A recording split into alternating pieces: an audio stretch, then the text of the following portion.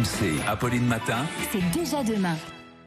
6h55 sur RMC et RMC Découverte. Anthony Morel est avec nous. Anthony Morel qui s'est à peine rendu compte qu'on était confiné, trop occupé à tester de nouveaux joujoux. Et vous nous en avez apporté quelques-uns dans ce studio. La guerre des consoles est relancée avec l'arrivée des nouvelles Xbox et PlayStation. Est-ce qu'il faut donc craquer pour ces consoles de nouvelle génération? Je vais vous dire, je dors plus moi. J'ai une vie compliquée quand même. Je fais des nuits très très courtes effectivement. Mais si on va se fermer 3 mois de plus, il n'y a aucun souci. Effectivement, c'est toujours un moment important la sortie d'une nouvelle génération de consoles pour les joueurs. Il faut rappeler qu'il y a un foyer français sur 2 aujourd'hui qui est équipé d'une console. Et donc effectivement, on a envie de savoir ce qu'elles ont sous le capot.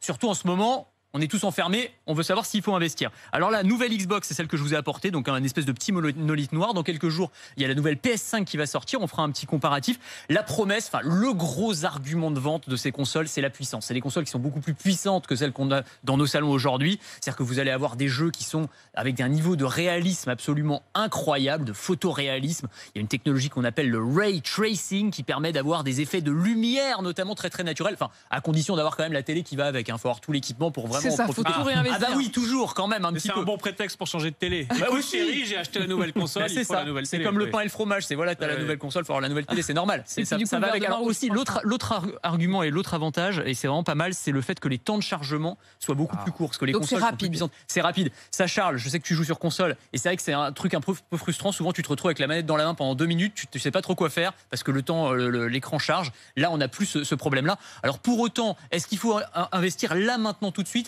La réponse est plutôt non, parce qu'en fait le catalogue de jeux à la sortie, il n'est pas forcément extraordinaire. Avec le Covid, il y a beaucoup de jeux qui ont pris du retard. Donc investir dans une nouvelle console, oui, mais pas forcément aujourd'hui. Il n'y a pas d'urgence absolue, il n'y a pas une exclusivité, un blockbuster incroyable qui fait qu'on a envie d'acheter les nouvelles consoles. Donc on peut attendre un petit peu. Ah. Et puis il faut avoir des moyens quand même, parce qu'elles ne sont pas données ces nouvelles consoles. Non, alors ça dépend. En fait, là où ils ont été très malins, les fabricants de consoles, que ce soit Sony ou Microsoft, c'est qu'ils sortent 2 consoles en même temps. C'est-à-dire, il y en a une, c'est version premium, qui coûte 500 €, celle que je vous ai apportée.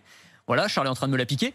Et puis il y a une version entre guillemets low cost qui coûte 300 €, mais qui est complètement dématérialisée. C'est-à-dire qu'on n'achète plus les jeux en boîte, on va les acheter sur Internet, on peut les acheter que en ligne. Alors ça veut dire aussi qu'on ne peut pas revendre ces jeux, donc on n'a plus accès au marché de l'occasion. Et c'est aussi ça l'astuce, avec derrière l'idée de vendre plutôt des systèmes d'abonnement. En gros, ce qui arrive, ce sont des Netflix du jeu vidéo où vous allez payer une dizaine d'euros par mois et vous allez avoir accès à un catalogue de jeux à volonté, quoi.